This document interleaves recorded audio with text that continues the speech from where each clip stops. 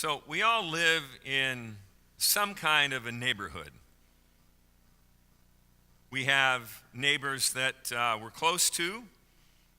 We have neighbors that we barely know. We have neighbors who do the great American practice, which is to come home from work, open the garage door, enter the car, the door goes down, and we never see them.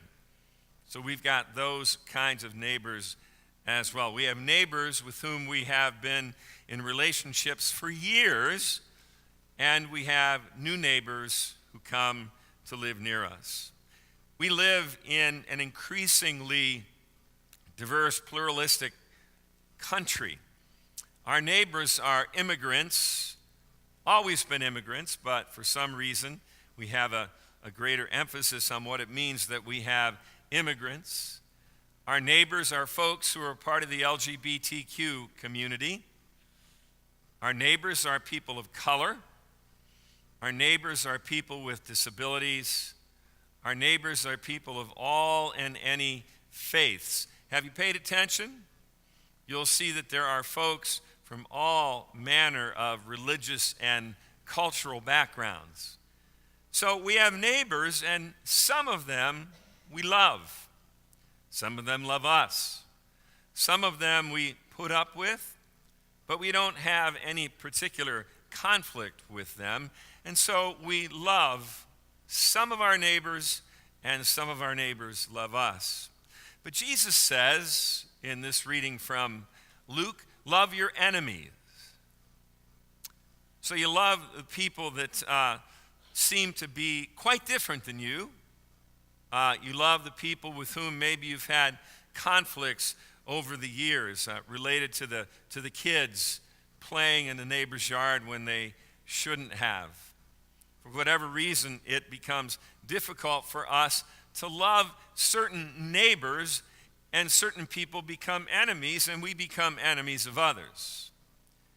We have particular prejudices and things that agitate us, that make us think of others as enemies, and we know the same is true with us. And Jesus says, love not only your neighbors, but love your enemies, and sometimes the two are the same thing.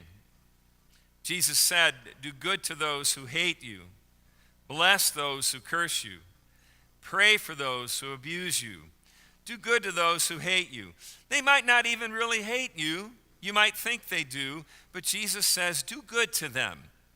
Do good to those neighbors. Do good to those folks whose ethnicity is different. Do good to those whose sexual orientation is different. Do good to those who, for whatever reason, feel like enemies to you. Bless those who curse you. Bless and pray for those who abuse you. It's a high calling for disciples of Jesus to move from neighbors to enemies to all of this kind of activity that Jesus would have us engage in. So how do we do it? How do we get beyond this sort of heady idea that we're going to bless and we're going to pray and we're going to look out for these people even if they are our neighbors? There is a way to do it, and I want to put it out there very practically and see if it might make sense for you. How do we do it? Well, this is Walter Wink. Walter Wink was a professor of New Testament for many years at Union, or Auburn Theological Seminary in New York City. He died just a couple of years ago, but he did some great work thinking about how Jesus engaged enemies, thinking how Jesus engaged people that didn't love him, and he called it the third way of Jesus.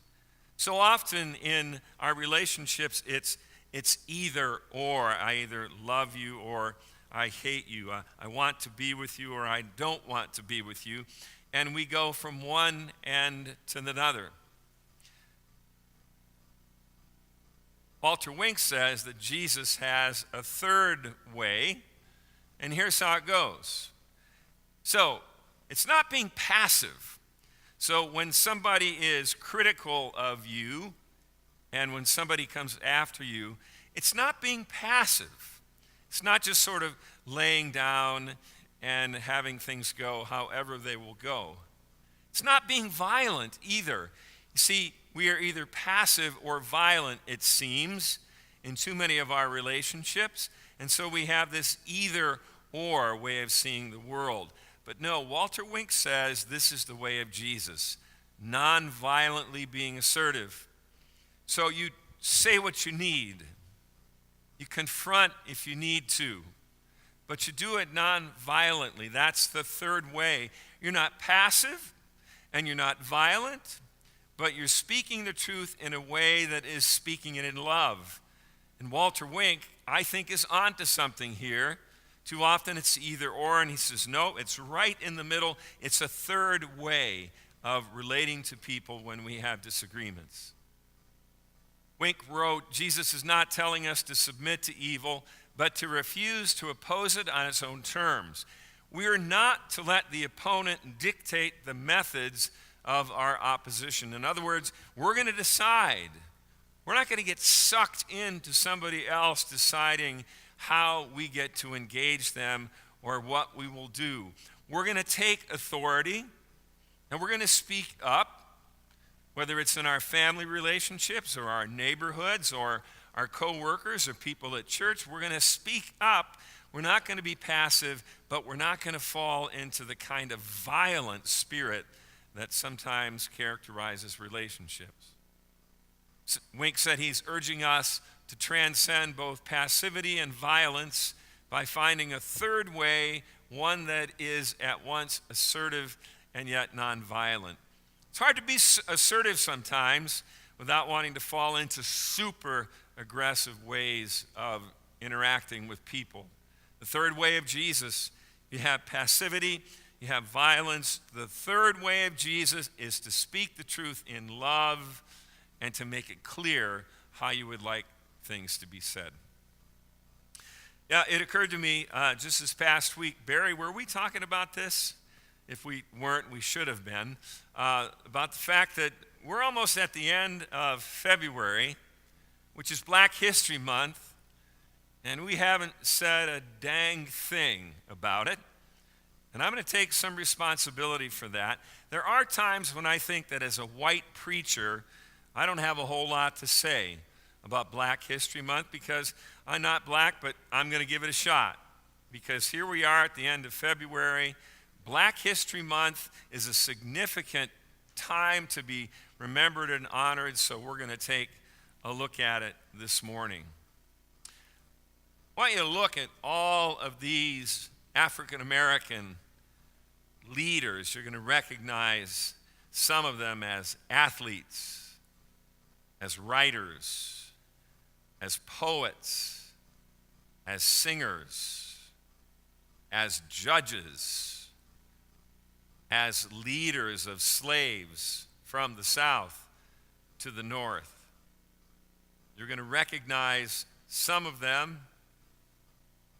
The list could go on and on and on, but I wanted you to get a sense of just a handful of some of the great African American leaders that have been a part of the history of this country. They are our sisters and brothers, and they have brought gifts that some of us could never imagine giving. So I want to go to January 30th, 1956, to focus in on one of these leaders, Martin Luther King Jr. He had been invited as a 26-year-old preacher to lead this Montgomery organization taking a stand against racism. January 30th, 1956, King was out as a part of a gathering, and he heard from somebody who had been to the family parsonage, the King family parsonage, that a bomb had been dropped on the front porch. Some damage had been done, but nobody in his family had been hurt. He was quickly taken back to his home, and when he got there, there were people, African Americans, who had pitchforks and guns and baseball bats, and they were ready. They were ready to do some hurting, to do some harm. But King, the story goes, and it's true, I think, he said to his friends, "Go back home. We're not going to be doing any kind of violence. Just go back home, be with your families. We're not going to succumb to the kind of violence that has been visited upon my family tonight. So just go home. You see, he took the third way. Wasn't passive, wasn't violent. He spoke the truth, but violence wasn't the way. He had learned from Gandhi passive resistance. He had learned from him, and it informed his understanding of how it would be that African Americans would break through some of the things that were holding them back. So King said, I've decided to stick with love. Hate is too great a burden to bear. Isn't that interesting? Hate is something heavy, where love is freeing. Love allows for a different kind of take on relationships. He also said this, nonviolence is not sterile passivity, but a powerful moral force which makes for social transformation. Not sterile passivity, not just whatever. You can do what you want to me, not that at all. But the third way, it's not violence, it's not passivity, it's telling the truth, making it clear what you want without being either passive or violent. Jim Wallace, who founded the Sojourners community in Washington, D.C., wrote a book a while back called America's Original Sin, and it's about racism. It's a challenging book. It's a book that I read, but even as I read it, I didn't really want to. I don't really think all that much about race relations. I think about it some, partly because of my own family and partly because of our daughter who is African American. America's original sin, what Jim is saying is that when we go back to the beginning, our first sin is racism. And there is a vein in the body politic that runs deep, and it is a vein that carries racism in all of us, especially white people. There is this vein that leads us to make decisions that are sometimes born out of ignorance. If you don't feel comfortable with what I've just said, you shouldn't. I shouldn't. It's a hard truth. America's original sin, it goes all the way back to slavery, and we have this deep vein. So what are we going to do with it? How are we going to be honest about it? How are we going to work our way forward to a place that might free us a bit from that original sin? Well, how many of you have seen the Green Book? Anybody? Anybody? You guys have seen it. It's a great movie, isn't it? If you like to watch the Oscars tonight, it's going to win a bunch of awards. Tell me one thing about that movie that you thought was really good. Yeah, so these two guys had made this trip into the Deep South, and they went there with a purpose. They went there to confront white racism. The Green Book. Anybody know what the Green Book is? Rick? Yeah, it was a book of places where you could stay if you were black. Can you imagine that? So you have this white guy from New York, and then you have this gifted African-American pianist, and they're traveling, and they have to open the Green Book, and you know why? Because they have to find out where it's okay for the black musician to stay, and the places typically where they could stay were dumps. And they were not allowed to stay in certain places where white folks were able to stay. Pretty powerful story. Pretty disturbing story. And eventually he gets invited to the home of the white driver and comes in, and it's a good, happy ending. Life doesn't always end up that way, but it's a happy ending. But see, this vein of racism is why Green Books existed. Are you kidding me? Barry could only go to a certain place because he happened to be bald and there was a place where only bald people could go. Imagine that. That'd be terrible, wouldn't it? But the Green Book was evidence of this vein of racism this original sin. So yes, America, racism still exists. Not something that most white folks I know are comfortable talking about, not comfortable coming to church to hear about, but it's true. And during Black History Month, as we think about the history of relationships, it's important for us to be able to say, yep, I'm that way. It's the way that I was born, and it's the things that I've heard. Friday morning group just finished reading a book called The Cross and the Lynching Tree by James Cone, and it was about the horrendous legacy of lynching. About 5,500 African Americans were lynched along a period of time that was especially relevant for that, 5,500. Well, we were talking about this book, and one of the guys in our group, and we were talking about this deep vein of racism, he said, I think of myself as a racist in recovery.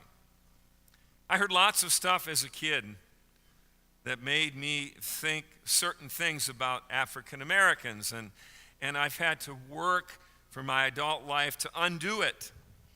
So I think of myself as a racist in recovery. I'm still working on it. I'm still trying to get there. But admitting, it's almost like admitting that you have a problem drinking or a problem with drugs. Beginning with that and admitting it is the beginning of recovery. To be able to say that and to see it for what it is. A couple weeks ago, if you were here, or even if you weren't here, I mentioned a hymn that I had not enjoyed at all. In fact, I thought it was a pretty horrendous hymn from the Black church tradition. And some of the lyrics are these. There's power, wonder-working power in the blood of the Lamb. There is power, wonder-working power in the precious blood of the Lamb.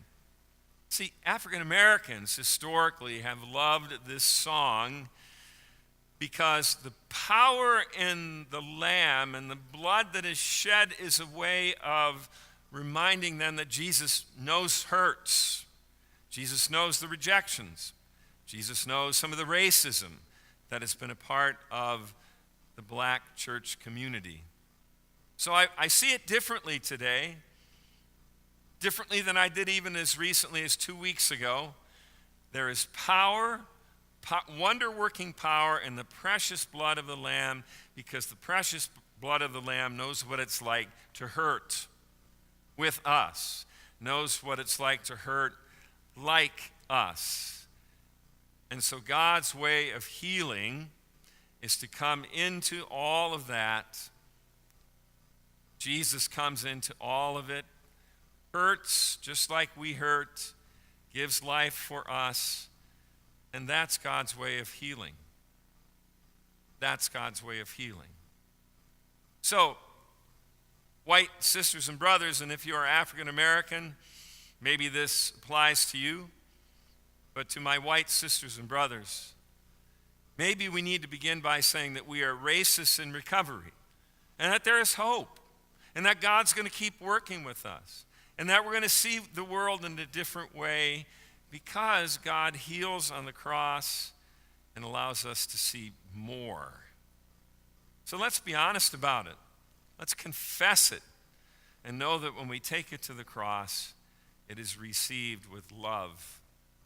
Blood that pours out for us, for all people. Amen.